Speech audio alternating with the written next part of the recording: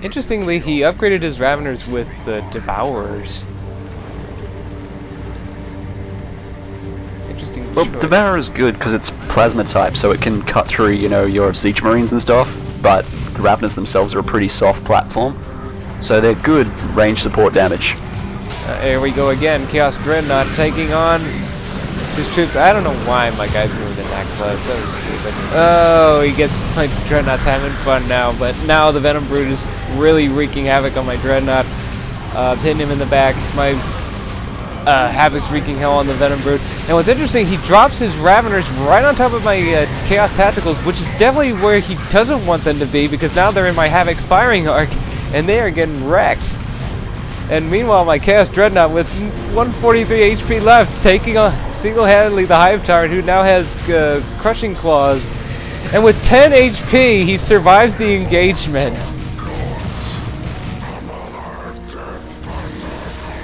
Poor tune-in player. He had smashed to bits again.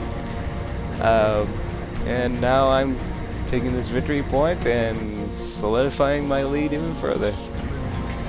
And I'm basically going to send my Dreadnought back to base because it's in such bad shape that I need it fixed. It has done well though. HellFox just hit tier 3. The Nid has nowhere near it. He's just got no power. He's effectively out of this at this point. He just doesn't have any power to build counters or any real major harassment force. Looks like... Did you just drop Plague on that center VP on his warriors? That I did. Noxious Cloud again. And I don't think he's even paying attention. Not really.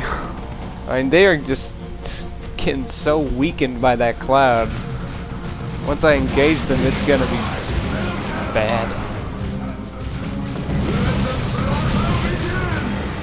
Indeed, let the slaughter begin. Raveners toast. Warriors. Get toast now. From the grenade launchers, from the heretics on the right hand side. Oh, jeez. And those Venom Brood can't do a thing against all this infantry.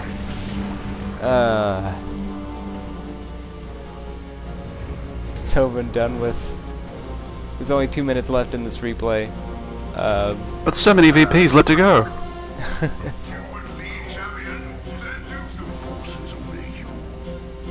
Yeah, I finally got to repairing after I thwarted that last attack.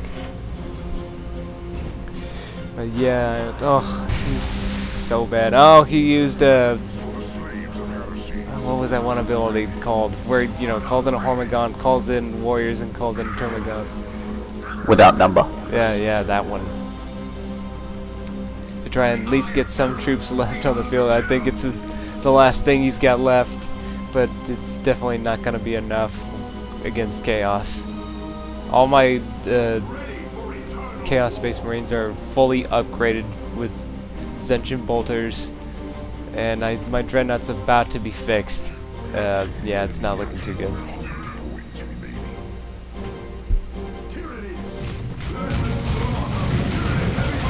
Oh, the bug squishing has begun. Oh, and the Hormigauns are already forced back.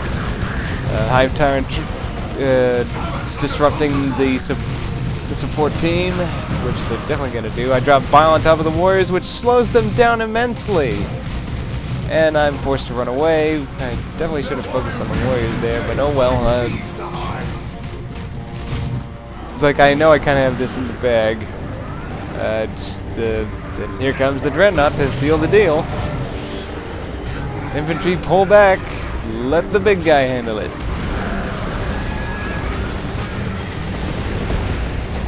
With the artillery support of those grenade launchers. Chasing him down.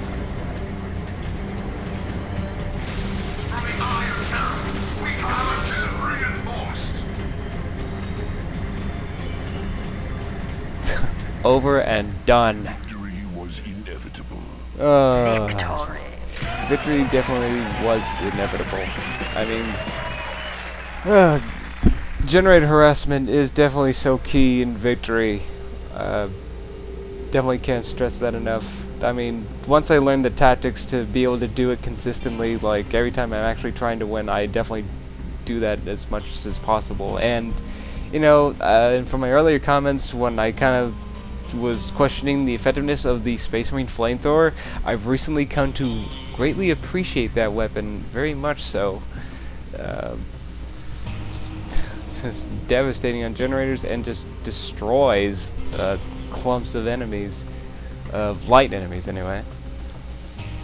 Did they give a buff to that weapon recently? Yeah, they did.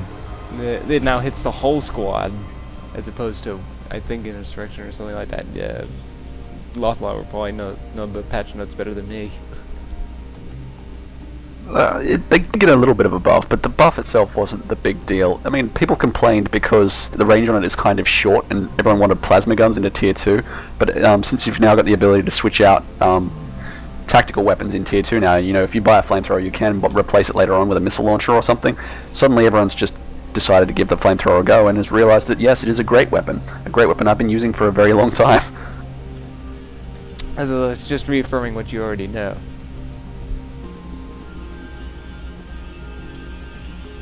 Oh, sorry. Yeah, in terms of strategy for the game, is that where we're at now? Yeah, we're in post-game now. Now you can... Yes. Right, you did really good at harassing the gen farm. You were a bit slow to get your own one up, but the problem was for the Nid, he never really re-established his farm, he just gave up. So that meant he had no power effectively to counter you, and he just relied entirely on those warrior broods with adrenal glands. Now, one adrenal gland warrior squad is really good, it complements the rest of your force, but you can't build your entire army out of them, and he just kept charging you front on with them, and when that didn't work, and after you slaughtered the first batch with that dreadnought, he just progressively kept losing more and more warriors, but kept building more and more even though it wasn't effective. You, on the other hand, kept expanding outwards, and your force kept vetting up. You had like level 4, level 3 squads by the end. I mean, you were just more and more effective while he was just losing it. And he still just kept going for the same tactic of charging you blunt force front on. Yeah, I like to think of this motto: never attack the enemy where he's at his most strongest. Always find a way around. Which the Tyrannus was doing for the early part of the game when he got those Raveners out and he was using them to directly harass your ranged squads in melee and giving him that window to come in front on. But then he just stopped healing his troops, stopped reinforcing them, and just still kept throwing them away. I mean, he did really good getting that Hype Tyrant out early. He really should have capitalized on that earlier on and just completely harassed you with it. Instead, he just sort of was half-assed about it. Your little skirmish with the dog, and it didn't work out so good, and he was just really slow on the retreat, and he ended up losing a lot of his force that he really failed to replace later on. Yeah, totally agree. Yeah, I was a bit slow on getting the maybe because I like having that little bit of extra resource if I need to flex, but yeah, I do see what you mean. Because against opponents that are fast, yeah, I would imagine I would definitely have to be faster on that.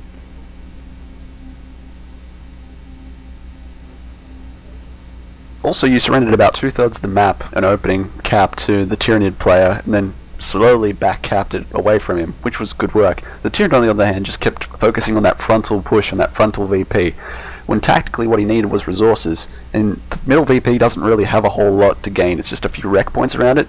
Instead, he should have just kept splitting off a couple of troops up the side to keep harassing you, to keep you trying to split up your own troops. But yeah, he just got really sidetracked with that whole warrior charge front on. Yeah, just kind of went back and forth where he takes the center, but, you know, it means little if you don't have any of the power. I mean, because power is everything, because you're always getting requisition. And just like in Manpower and Co., if that requisition is not being put on the field, it is being useless. So, definitely not a good thing if you're just accumulating a lot of rec that's